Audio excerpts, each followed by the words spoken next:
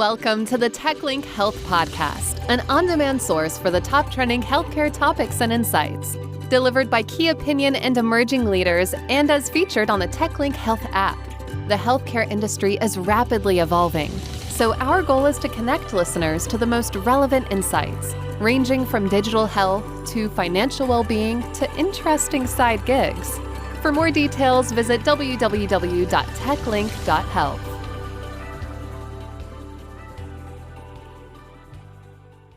Well, hey, everybody. Welcome back to the TechLink Health Podcast. I am Justine Reese, your host. And today's episode, I'm excited because I think this is such an important issue. We're going to focus on mental health in the workplace and ways to help organizations and people thrive with passion, energy, and resilience in the workspace. This episode's guest is Nick Johnson, co-founder and managing director at EGN Singapore, Asia's largest peer network for executive and business owners. #1 international best-selling author. He's a mental health advocate as well as a PR award winner, keynote speaker, athlete, and ICF coach.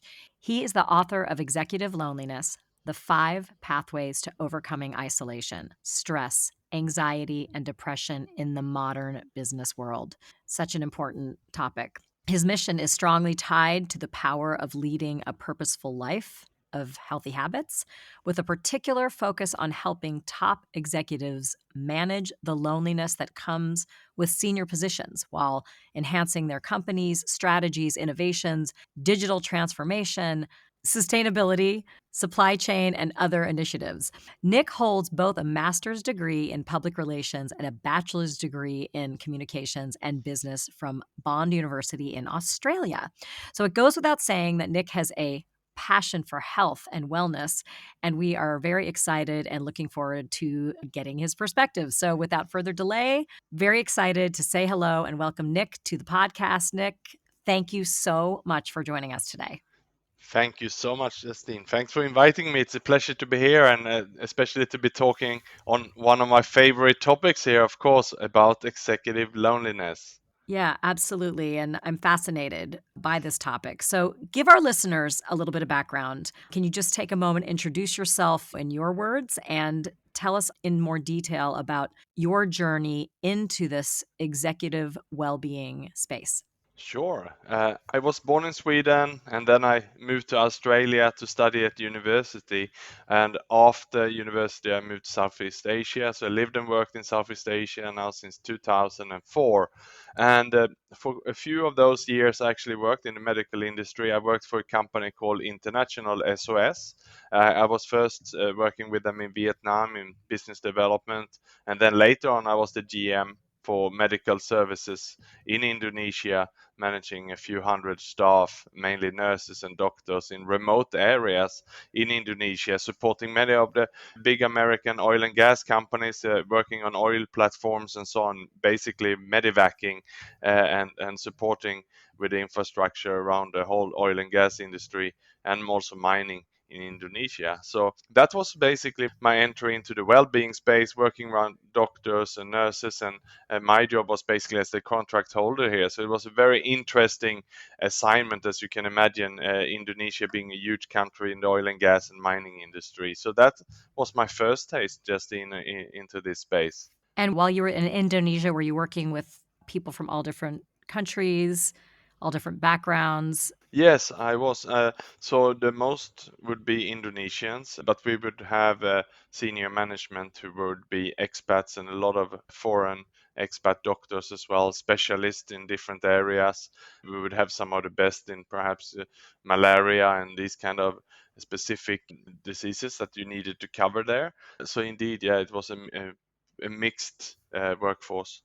So I know that you have a personal journey as a senior executive, and that has shaped your outlook and certainly contributed to your insights, your book, Executive Loneliness. So I want to hear more about the book and why it's so relevant now as we all continue to deal with the current pandemic. I think loneliness is something that every single one of us has faced in a more real way during this time. So executives are no different, but how is it different? As an executive, how is that loneliness different?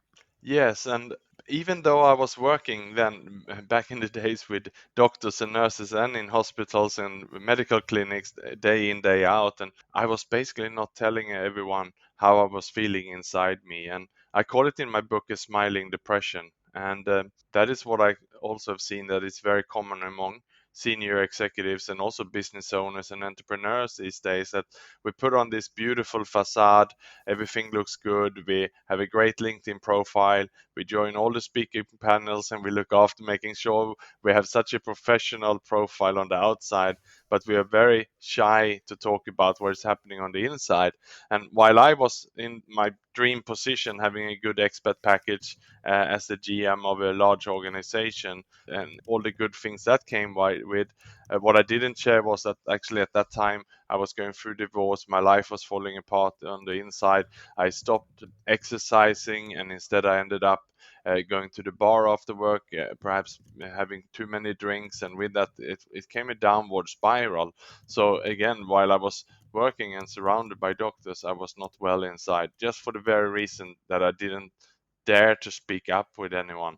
And that's the word that I later on put on the smiling depression. And the book Executive Loneliness came out of this, as I found that I was not alone in this space. And that is so brave of you to be able to come forward, or that was so brave of you, and now to offer the space that other executives and other people can talk about smiling depression. Because I think we all want to put up a good show. We have our social media life that we put out there, and we don't want to put the negative stuff or the hard stuff. So what was it that brought you to finally realize this was going to be so important to come out and be honest about? And what gave you the bravery as an executive to do that?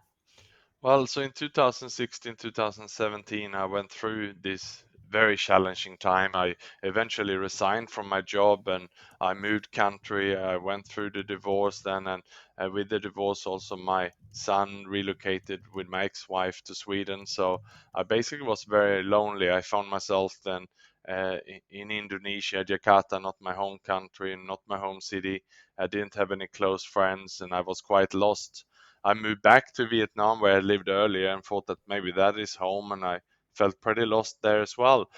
So really going and crashing. You were very far away from your family, very far away. Yes, very far away, and also I didn't communicate clearly. What they saw was nice pictures of perhaps the good days, but I didn't share any of the bad days, and so no one really knew. And I could go quiet some days, and people wouldn't really. There would no one who really would know where I was and what was happening. And then in 2018, when I had my crash and I asked for support, I got support for an anonymous mental health group, and I went to see doctors and I opened up to the doctors, and with that I got some courage to talking more about it. And I kept though coming back to my anonymous support group and working on my recovery in 2018 for about 1 year. So in 2019 then something happened. A friend and colleague of mine then died of suicide, and that's when I decided to start disclose my story, because I realized that I might have also come down that path if I would have continued to get worse and worse and worse. I wasn't suicidal, but my body was giving up on me. I had high blood pressure, high cholesterol, and I had gained 25 kilograms. So I was just not in a healthy space. And I wanted to basically, when my friend sadly died of suicide, I thought this is the moment. I was so close here. I need to speak about this. So that was the in 2019 when I decided to basically start a campaign to stop and prevent executive loneliness. Yeah, there's nothing like a impactful moment like that to affect us. And I've heard that people that end up there, it's a very scary space, considering that, just don't have the tools. And it sounds like you knew at a point, or maybe that's what tipped you to get those tools and now start sharing those tools with others. Was your friend an executive also? Yes, he was also an executive and he lived in Singapore. And in fact, he had just come back from Mount Everest base camp, which was one of his life dreams. So he was in the fittest shape of his life. He had walked up to the base camp, and I saw him on Facebook sharing videos, and he was in a great space. And before he went to Mount Everest, he also shared on social media photos of him and his girlfriend, and he said that he'd never been happier. So it was a complete shock and surprise to everyone. No one had any idea. That is so that's so sad, but what you're doing is amazing, and I think it does take that moment. And you mentioned several things about exercise, putting all those things together, getting outside help, getting support you need. What is your theory on that when you talk about this in the book to avoid the pitfalls of the smiling depression as you talk about? Well, the first thing is indeed about speaking up. It's about speaking to someone. And in my case, it was talking to a doctor because I felt that was anonymous. I also joined that anonymous support group uh, where I dared to speak up. And once you share your story once, you start to get some confidence. And of course, people respond. And you will always be surprised that people actually do listen, they do care. It's only in our mind we feel that no one will listen to this.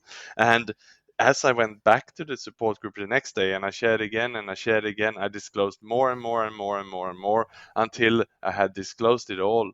And then I also dared to start sharing it with some of my friends, the closest ones, and with my family and so on. And it was just a wonderful thing. So that is indeed my first and the major here. A recommendation and advice is yes, speak to someone. If you're listening today and you're not feeling well, you have something on your mind, don't have it on your shoulders yourself. Just talk to someone. And there's so many professionals out there, and a lot of these are also volunteer driven or for very, very, very small amount, like $1 or $2 a day. That's what I paid for my support group. Yeah, because you do hear people get in fear about spending money on themselves, even though there's nothing more important than our mental health, really. But there are so many groups out there, like you said, where you can share your story. And did you start to find that you were being of service to other people when you spoke up? Yes, indeed, and that's what I do now, and that's actually the last chapter of my book is in regards to finding your purpose, and that is my purpose now. And I'm actually transiting in Thailand at the moment. I'm on my way back home to see my family in Sweden over Christmas, and I made sure when I stayed here in Thailand, I've been joining support groups here. The rehabs have reopened, for example, now after the lockdowns and so on. So there's a lot of people who've been traveling in who've been suffering, and I volunteer to come and give my talk at the rehab, and I'm meeting one-on-one with some of the people who are there and going through very challenging times now. And when they listen to my story and when they see where I am now, and I'm now in a very healthy space, I'm here to cycle and run as well. They listened and they got a lot of positive energy out of that, and they say that I want what you have, Nick. Tell us more, you know. So that is what I do now. I try every step along the way to share my story, and if I can help someone else, then that's what I want to do. Well, I can relate to a lot of the things that you're saying. I think so many people went through big change or even small change during this pandemic, and starting to be able to share our stories where you, as you said, you realize you're not alone. And that's such a beautiful thing. I am curious and want to get to specifically with healthcare workers and the mental space that put a lot of our healthcare workers in during the pandemic. That is such an important topic. What advice do you give healthcare practitioners in particular? I think it's very important that they stay connected and remain vulnerable with each other, in that sense that if you have some issues with your supervisor or a colleague, try to talk about it in a friendly manner before it becomes a burden, before it becomes something that keeps you awake at night. Just put it on the table and try to clear it. And if you do have a bad day and perhaps you snap at someone of your colleagues or you say something that you didn't really mean, make amends before you go back home from work, or in worst case, send an SMS to the person at the end of the day. I'm sorry for what I said. It came out wrong. Just make those daily amends before you end every day, so that you don't have any relationships that are sort of nagging you, bringing you down, something small that is turning into something bigger. And that is so important now, especially when there's more stress, and as it has been and still are on the healthcare workers. So just keep those small things in shape, and then the bigger things will not come out of it. So that's my first advice. And the second one would be also to have a professional network outside of your work. Perhaps join some professional organization where you have a support group, perhaps where you can actually talk about your work related challenges in a confidential way to get some support with how to solve some challenging work related relationships as well.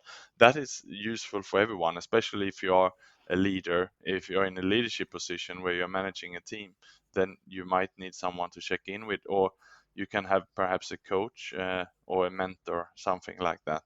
Where are some places that people can find these support groups and people? Do you have resources? Well, I listed some on my book, but also on my website, the executivelearninessbook.com. On the website, people can go there and see some of the resources. But in every city, if you Google these support groups, also there will be a lot of them available. And there's so many people who are happy to be of support and service. I love that. So, we are living in an era that is strongly tied to advancements in technology, globalization, and the digitalization of industries. So, as we were just talking about, what technologies are most relevant to your work today, and how do you see this changing in the future? Well, I think all of us can say that Zoom and Teams and these kind of video conferencing softwares were perhaps life-saving for many of us, especially when we were in lockdowns.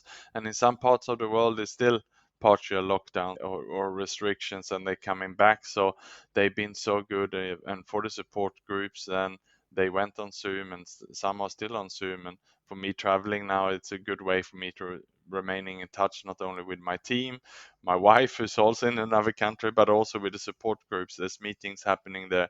Of course, nothing can beat face to face, but we now have this sort of hybrid environment. So I think it's wonderful. The world is smaller than ever, and it's very good. And we communicate more by voice and camera, which is great.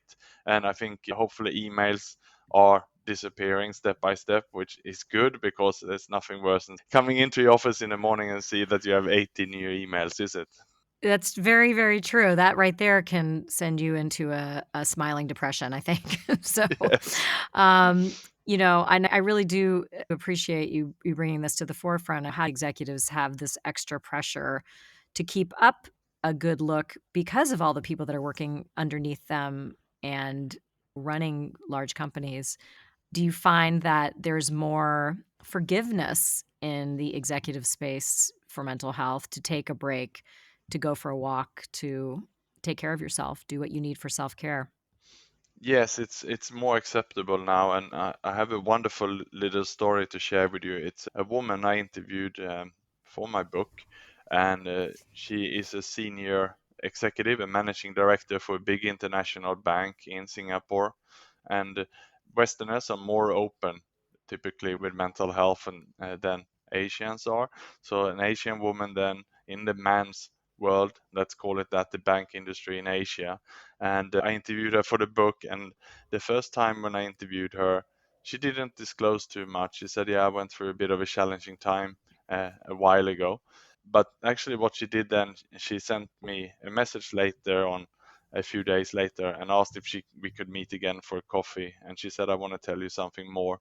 And when we had this meeting, she actually shared with me that, "Nick, a while back, I actually rehearsed my own suicide twice."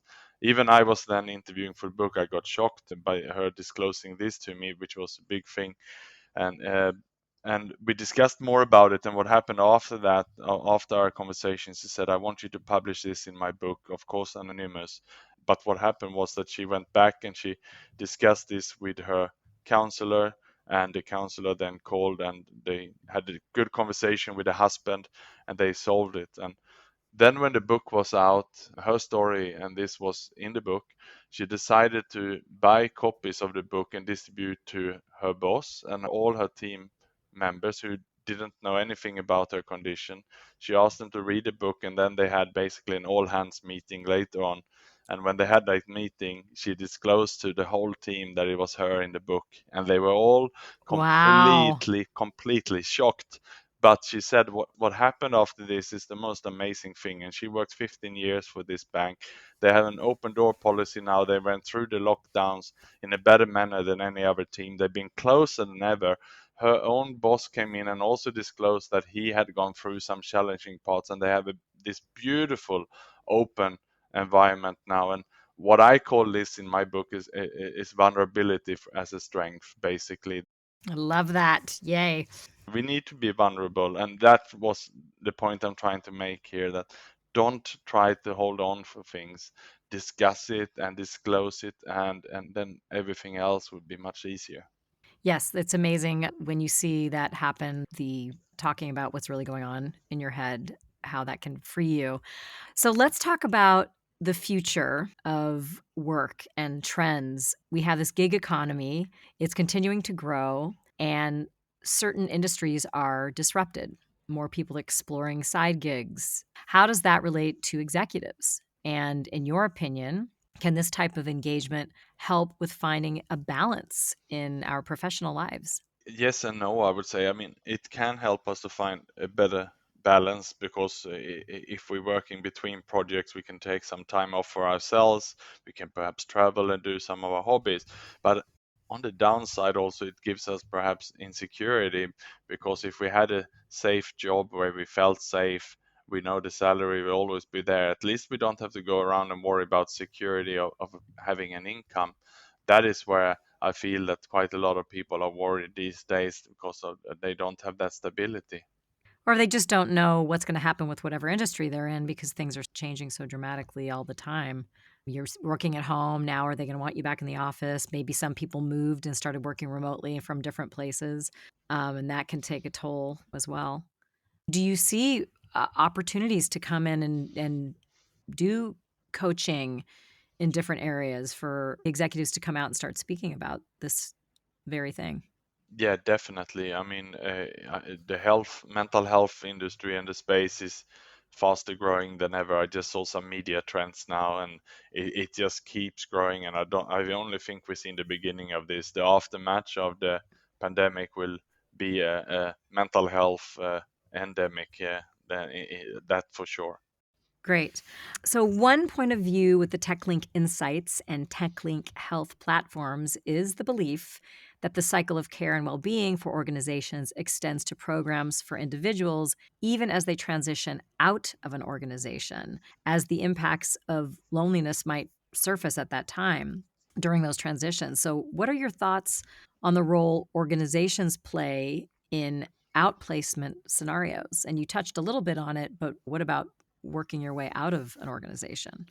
It's so important for organizations here to play their role. I can talk from my own experience. That is what one of the reasons why I actually also had some challenging times when I've been laid off from a few jobs in the past, and especially them being quite far away from home and wanting to cover up for that. I didn't want people to know the truth. That is a very lonely space. If someone has been laid off and they didn't expect it, then the company need to be there to support them. I know for a fact in the last 1 or 2 years, when people were laid off and it was this difficult environment, also not easy to get jobs and not easy perhaps even to travel home to a country, especially if you were an expat, they found themselves in extremely challenging situations. And I even heard of companies where the executives have uh, turned so bad that they even had threatened to go the way of suicide and these kind of manners. It's not the conversations that you want to have. You don't want it to go that far. So indeed, taking a proactive approach from a company, it could in this case be life-saving even. What is your thoughts about having your pulse on what is really happening? I mean, I'm a mother of teenagers and young adults, and just last night, my son said that he had seen something on social media that he found disturbing, involving someone sort of ideation about suicide. And in the executive space, obviously, people like you said, that smiling depression, they might not be posting about this stuff. So, are there signs to look for, or maybe inside signs to look for, to take action before you get to that point? What is your thoughts on that? Well, the signs to look for if a person is not well, typically, let's say if it's your family member, maybe if someone is suddenly losing a lot of weight, gaining a lot of weight, losing the passion in life. So if your husband has always come home and cooking for you, or had some routines that suddenly they just don't do, or a young mother who's losing appetite for the child and who's not caring for the child, suddenly someone who has been running for 20 years every week and suddenly just stops. That is all the signs to look for, or someone who picks up an addiction or starts drinking too much. That is what we need to. We need to be very aware these days. Look out for family members, friends, look out for colleagues, and if they just go quiet, don't just assume that they're busy. There might just be something going on there. And if you write to them, are you okay? If they're not responding, if you're calling and they're hanging up, then just don't give up there. Try to find a way to get to them, because I know for a fact that there's so many people who just are in that space at the moment. Yeah, I think we've said it already, but I think it just always bears repeating is that this great pandemic forced us all to sort of look within, and there was a lot of really great things that came out of that. But that look within, people run away from pain because it's uncomfortable. And personally speaking, a lot of friends of mine that have gone through some difficult, challenging times, I've heard this a lot. Sit in the pain. What are your thoughts on sitting in the pain? It's just hard to do, but necessary, don't you think? Well, for a moment, yes, but we cannot be in that space too long. We need to really be proactive and working our way into feeling better. That's what I think. And for me, being in recovery now for 3.5 years, every day I have to be aware and I have to watch out for signs and get myself back into a good space again. Great. So, what recommendations for those interested in staying connected to the next wave of innovations happening in the mental health space do you have for us? What sort of recommendations? Well, I'm a big fan of new technologies, and as I mentioned earlier, I think it's been wonderful just the way we have adapted it in the last 2 years. And on that note, actually, one of my therapists I spoke with, I told him how meditation had started to help me, and he lent me his meditation headband, a product called Muse. And I went into the website later on and bought the Muse 2 headband, and that is just wonderful because I was struggling to learn to meditate. I needed some clear guidance, and that headband just really helped me. It has basically an app who measure how your score, how you're scoring, how you can focus on the meditation. There's something that calls a recovery, as you probably all know. When you meditate, suddenly your mind starts drifting away. You start to think about something you have to do, and you have to catch yourself and come back into the meditation. And this is called a recovery. So you get all these kind of readings later on, and you can see how you're progressing. So it has the gamification element. So I absolutely love my Muse 2 headband. Is that literally a headband you put on your head? Yes. Wow. Okay. I have to check that out because I have definitely been experimenting with lots of different apps for meditation. Luckily, there's many out there. I even found something that reminds me to breathe. It literally makes the breath sound on my phone. And I do take a moment. And I think those things are so helpful to do throughout the day, right? Little things throughout the day. Do you have any other thoughts? Taking walks? How do you take little moments to keep yourself in a good place mentally? It starts with managing your calendar. Be very disciplined on your Outlook calendar or whatever software you are using, and block your breaks for lunch, or take a break in midday or in the late morning or afternoon, and protect your calendar and take half a day per week, because otherwise your colleagues and maybe start packing up and it goes back to back, and before you know it, you end up 10, 12 hours in a row, which is not healthy for anyone. And then yeah, for those breaks, one can be meditation, one can go for a walk and pick up a coffee, so you get out and get moving around a little bit. For me also, I make sure I block time in the morning, so I have time for mental health related support activity for 1 hour each morning, 1 hour exercise, then I have breakfast, and then I start my day. So I really set myself up in a good way. So, routine seems to be a key element here as well. Yeah. Yes, yes. And I think working from home, you're so right. You know, when you went into the office, things were a little bit more regimented. But now that so many people are working from home, I love that keeping a calendar and morning routine has really been a game changer for me too. This has been super fascinating. I could talk to you for a long time. But any other key points that we didn't cover and you want to make sure our listeners no. No, I think I just want to leave everyone with a message that indeed, if you're listening and you have something on your mind, it could be anything from you feel that you have hurt someone recently, there's something that should have been said, write it down and just see how can you then come back to this person by saying sorry or sending a message and set things right. And if it's a long list, and when I worked on this in my recovery, I was asked to do an Excel sheet and I listed about 60 different people. I worked on this for weeks. It could be an incident that happened a few years ago. And I even went back then to my sister later on and said that incident that happened, I'm sorry that I stormed off that lunch table. It wasn't really a good thing to do. And it's been on my mind and I still remember it now years ago. And when I said that to her, she had even forgotten about it. So it was all on my mind. And this is my point here. Write down your inventory here on the people and the incidents that you go around and carry and deal with it. Don't let it be there. So that's my last and final message. I just want to encourage everyone to clear up your baggage. Yeah, clear up the baggage and don't hang on to angry feelings because they're really hurting us more than they're hurting the other person, aren't they? Yes, absolutely. Yeah, I love that. Making amends. Well, this has been amazing talking to you. The book, Executive Loneliness, where can we get it? You can get it on Amazon. It's already a bestseller on Amazon, both as a Kindle version and also as a paperback. It should be out in January on Audible as well. Ah, very good. Well, thank you so much for joining us on the TechLink Health Podcast. I'm Justine Reese, and we had Nick Johnson here today. Thank you for amazing insight into this executive loneliness space. Great, thank you. No, I really enjoyed that. Thanks for listening to this episode. TechLink Health is a healthcare advisory platform for consumers and organizations to stay informed with the latest insights while connecting with healthcare experts for telehealth, e-consults, and consulting services. For more details, visit www.techlink.health.